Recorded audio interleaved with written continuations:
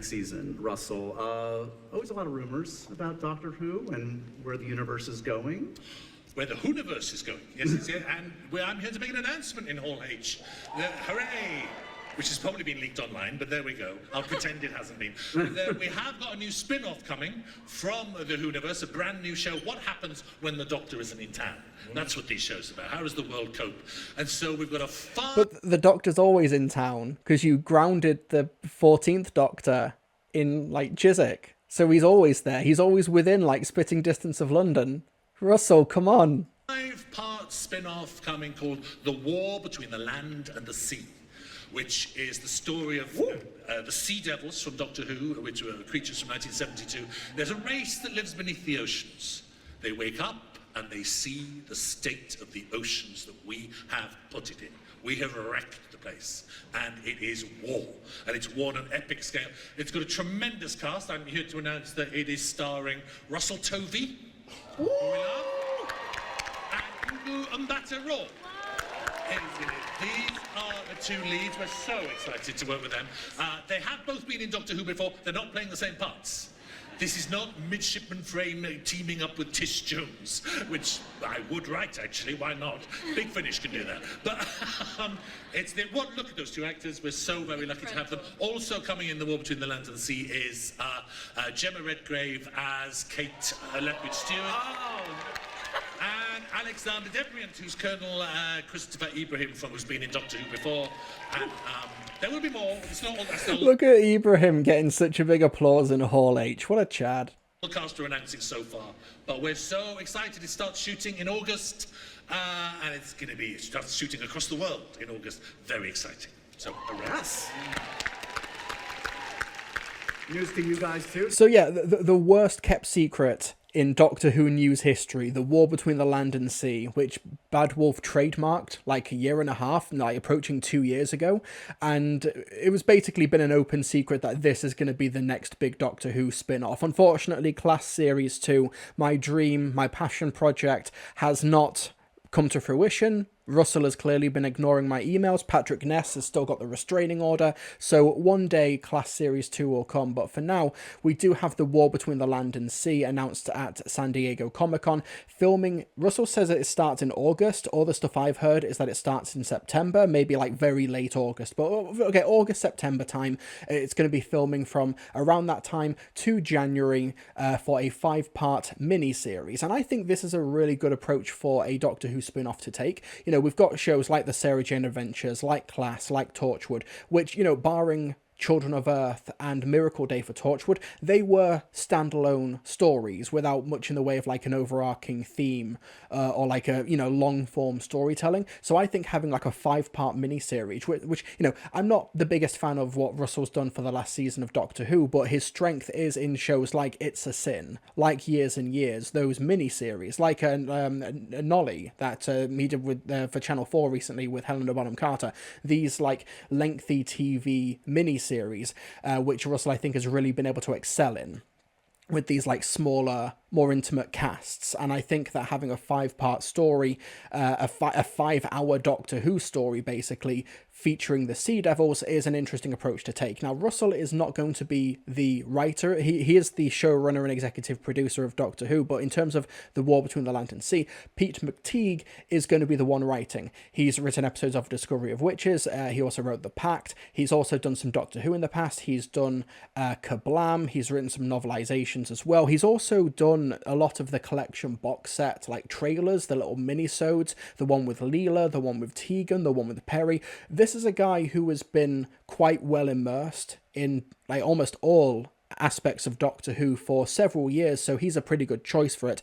Part of me is a little bit, you know, this sounds a little bit cynical with all of the other like issues that I have with the current writing team for Doctor Who, in that it's just another writer of Doctor Who as opposed to a fresh brand new voice who Russell could be overseeing. Like, I know that this is different because it's a spin-off, it's not Doctor Who itself, but I think it just kind of goes into the broader narrative. Like, of the past 14 episodes of Doctor Who, all of them have been written, bar one episode, by Russell T Davies and Stephen Moffat. And now we also have another Doctor Who alumni writer working on this spin-off. But of course, like, you know, in this case, it makes sense.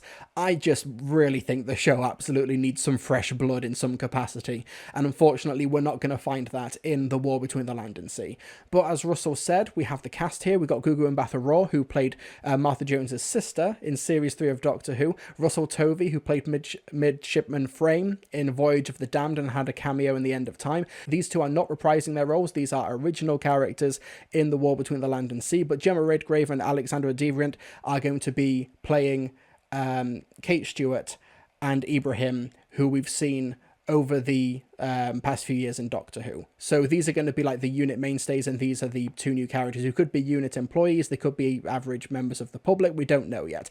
And Sea Devils are going to be the fearsome and ancient species that are emerging from the ocean, dramatically revealing themselves to humanity. An international crisis is triggered. With the entire population at risk, units step into action as the land and sea wage war. Russell T Davies, showrunner, writer and executive producer, said, "I'm so lucky to work with such a magnificent cast, and this is a huge, muscular, thrilling drama." I wonder who he's talking about. Muscular, thrilling drama which will shake the Whoniverse to its foundations. When the Doctor's not in town, the whole of humanity is in trouble. Lindsay Salt, director of BBC Drama, said, "The War Between the Land and the Sea is another utterly unique and gripping drama from Russell T Davies, and we're delighted to welcome the show to the Whoniverse, featuring a stellar cast with Russell Tovey and Gugu Mbatha Raw taking on lead roles. This brand new epic miniseries will leave audiences on the edge of their seats as they watch UNIT take on one of their biggest battles to save humanity."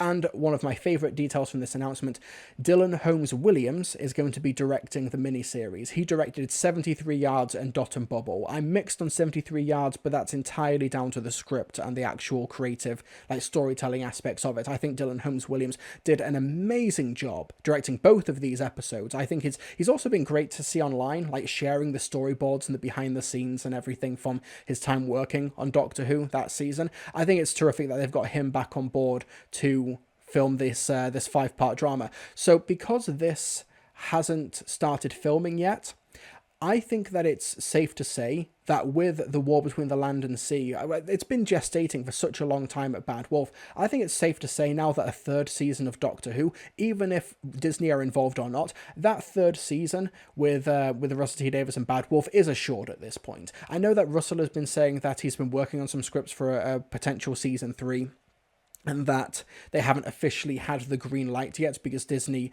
have contracted 2 seasons and a spin-off. But if Disney and the BBC really were unhappy with how season 1 of this revival performed, they would, like, there's no universe where the Doctor Who universe ends with a 5-part miniseries based on the Sea Devils. Like, they're obviously happy with what Russell is doing with Doctor Who, and if they weren't, they would have said, we want another series of Doctor Who. You know, we want another actual genuine article show. Not saying that spin-offs like aren't valid, or that they're not just as, like, they're not as capable of being as good as the main show itself. Sometimes with episodes of, like, the Sarah Jane Adventures and Class, of course, and Torchwood Children of Earth, sometimes it can surpass the main progenitor show itself.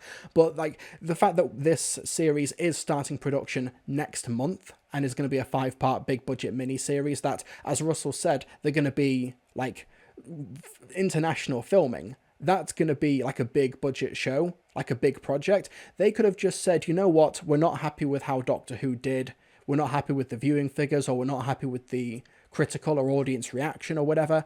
Let's scale down production, let's not do the spin-off, let's just keep going with the show itself and maybe lower the budget. The fact that that hasn't happened, and that they've had all of this time in pre-production or in planning, which is the cheapest part of any TV and film production, for The War Between the Land and Sea, it's not, of course, confirmed right now, but I think it's pretty damn assured now that we're getting season 3 of Doctor Who. Once Ncuti Gatwa has done a stint on the theatre at the end of this year, early, like, next year, they're probably going to start filming season 3. And we, of course, do know that we've got a Christmas special coming, which they showed a clip of at San Diego Comic-Con. But yeah, I like the idea of a spin-off centering around UNIT for a specific, like, one-time threat, with the Sea Devils coming up from the depths of the ocean and seeing what we've done to the planet and the oceans. I talked about this when it was first, like, announced, the idea of The War Between the Land and Sea, and all we knew was the title and that it might involve the Sea Devils. My, like, instant go-to thematic storytelling like parallels were the idea of like migrants crossing the channel on small boats. And like, you know, because when this was, obviously it's still an issue that's happening in the UK now, but when it comes to like when this was announced, you know, every other day, every other week, there were images of like migrants crossing the boats to the UK on like migrants crossing the channel on small boats, bodies and corpses washing up on the coastline, including that of children. So I kind of thought that maybe something like that could be in the subtext of this. Like, obviously we're just speculating at this point, but you know, Russell does like his politically charged dramas. He likes his politically charged themes.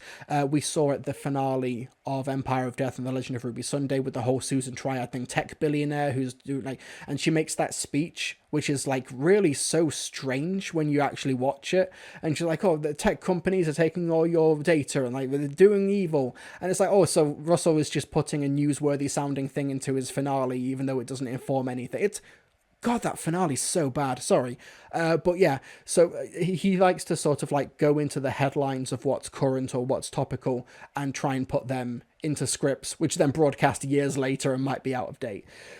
I'm assuming because we're likely going to be getting season 2 in early to mid 2025, we're not going to see the war between the land and sea until at the very earliest, like next autumn, maybe even like later than that, maybe next winter or something.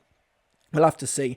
But a 5-part drama with a pretty awesome cast and, of course, more names to be announced. I don't think that Freem Rajaman would be in This Is Martha if they are casting Gugu Mbatha Raw as an entirely new character, because, you know, if these two were to interact, Martha would be like, you look just like my sister. Like, I think that would be a little bit too meta and a bit too, you know, that would cause too many inconsistencies in the Whoniverse. It would rip the audience right out of their armchairs. So I think that we might be able to rule out now Freem Rajaman appearing as like anything beyond a brief cameo. But yeah, maybe whoever was who concocted that rumor maybe just saw the casting of Gugu Mbatha Raw and made the assumption that Martha Jones' sister would be in this, and if Martha Jones' sister is there, then of course Martha Jones must not be that far behind, but if this is a brand new original character, then goodness knows what. Russell Tovey, also, he was great in Years and Years, written by Russ T. Davis, and also he, like, just furthering, like, the idea of small boat crossings, Russell Tovey's character gets caught up in a subplot about small boat crossings, and it's a very tragic fate. So yeah, it'll be interesting to see just what happens here. So yeah, I think he was playing a Sea Devil, so she'd be experiencing prosthetics and makeup, so that would be more explainable. Possibly, but would you really cast Gugu Mbatha Raw, who, honestly, like, she's been a pretty big name in TV and film, like, since leaving Doctor Who. She was in that, like, critically acclaimed Black Mirror episode. She's been in a few high-profile films and some really high-profile TV dramas. Would you really cast Gugu Mbatha Raw and put her in extensive Sea Devil prosthetics? I don't know. Nah. I don't think so. I think she's going to be, like, the audience surrogate character. She could be, like, the Gwen Cooper character, or maybe similar to what Russ T. Davis did for It's a Sin, where Lydia West's character was not like the definitive main character. You could argue that it's an ensemble cast, or at the very least maybe Ollie Alexander is the lead of that series, but Lydia West's character was sort of like the connective tissue as she jumped from all of the subplots, and she was like the center of the web, basically. Even if she wasn't in all of the scenes, she was like the heart of the series in a way. She could be playing that role. I don't know. Well, you know, it could be. She could be a Silurian. Oh, plot twist. Loki. As someone who has not seen Loki, I forget she's in Loki. But thank you, Davis, for the thank you for the reminder. This is the same show that cast Ian McKellen's just a voice. Ivodalek, I don't know if you're new here, but this is not Doctor Who. This is the war between the land and the sea, and the war between the land and sea would never waste Ian McKellen or Richard E. Grant. Only Doctor Who would do that. Will they keep the designs from the Legend of the Sea Devils and maybe include the Silurians? It's way too early to speculate about the Silurians, but they have all of those costumes, I presume, of the Sea Devils from Legend of the Sea Devils. You know, that story with Madam Ching, Pirate Queen, or Michael Sheen. Oh, to be fair, Michael Sheen was, I'd say he wasn't wasted in The Doctor's Wife. Just because it's a voice role doesn't mean you're wasted. The design from Legend of the Sea Devils, you know, these are really good. There's just a little bit of, like, work and fine-tuning they could do with the facial movements, but the actual costumes themselves are really solid. As long as they fix the Sea Devil feet, they shouldn't be wearing human shoes. Yeah, they should be wearing Converse or maybe Doc Martens. What will our fandom name as Land Between Land Between Sevians? Yeah, they tried to make Classmates work, didn't they? Gay people. That's true. No, that's just Doctor Who fans, right? That's just Whovians. Is Dan going to kill 10 Sea Devils at once again? Yeah, that's the thing. I cannot wait for the scene where Ibrahim is like in the unit, like Black Archive or something, finding out, oh, we need weapons to fight against the, we need people to fight against the Sea Devils. Who is the greatest killer of Sea Devils? Oh, we have Dan the Plasterer from Liverpool, who once killed 10 Sea Devils in a single sword swipe. And then it cuts to Liverpool, big Chibnall font, Liverpool, 300 miles away or wherever. And then it's just Dan he's sat next to his shrunken house because the doctor never fixed it. And he's just there, sat on a box with his soup from the food bank. And he gets a call on his mini phone. And it's Kate Stewart saying, we could use your abilities. Come, oh, how old are you, Dan? And he's like, oh, I'm in my 40s, or however old he said he was in Legend of the Sea Devils. And then Gemma's like, oh, you're about 40 years too old for UNIT, but you'll do. If this was Torture of the Black Archive, would be the Dilf Archive, and it would so be right now, would practically be tomorrow. Yeah. Dan really drew the short straw there, didn't he? I mean, most of the Chibnall era companions did. You know, the Noble family got a winning lottery ticket and Dan doesn't even get a house anymore. Getting John Bishop for an episode would be pretty good, though. Speaking of Chibnall era stuff, chat, have you seen this? I discovered this, like, last night. This is from Milliganted on TikTok, and it's his dramatic reading of if Chris Chibnall did a episode of Doctor Who where the 13th Doctor and the fam went to 9/11, and it's the funniest thing I've ever heard in my life. This is my impression of how the Doctor Who episode about 9/11 would have happened under Chris Chibnall. Oh my god, we're in New York City, and it's September the 11th, 2001. Oh my god. But Doctor, isn't that the date of the 9/11 terror attacks? That's right. The September 11th attacks were one of the biggest terrorist attacks in history and sparked a global backlash that led towards a war in the Middle East.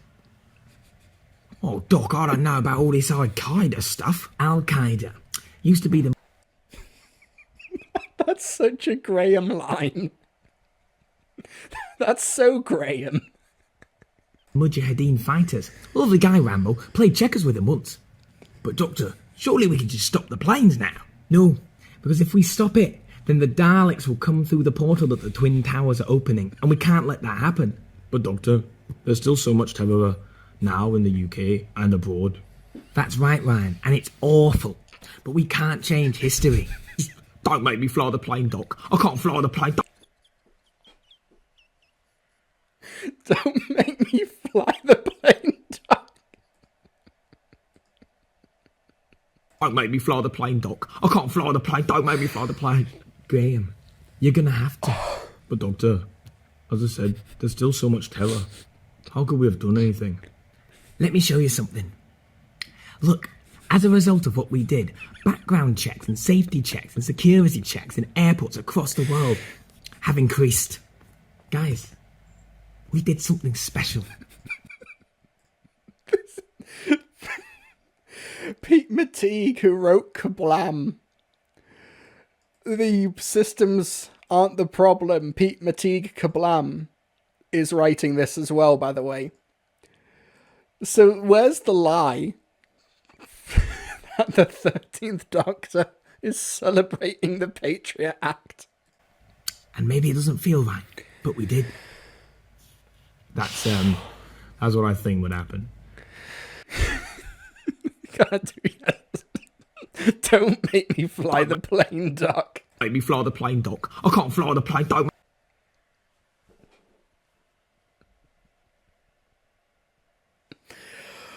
Oh God, I apparently this was like a bit, like, this was like a big meme on like the fandom, like when this TikTok dropped, but I only discovered this last night. Oh, apparently there's like more to the ending. I can't think of Yaz's part in it. She wasn't really important to a lot of that series. True. Have you seen the night? Wait, this isn't the 9/11 fan film. This isn't it. What? Graham would then fly it and be like, "It's not that different to driving a bus." Anyway, God, we were talking about the war between the land and sea. Anyway, yeah, this starts filming this month or next month. I don't know. Starts filming September.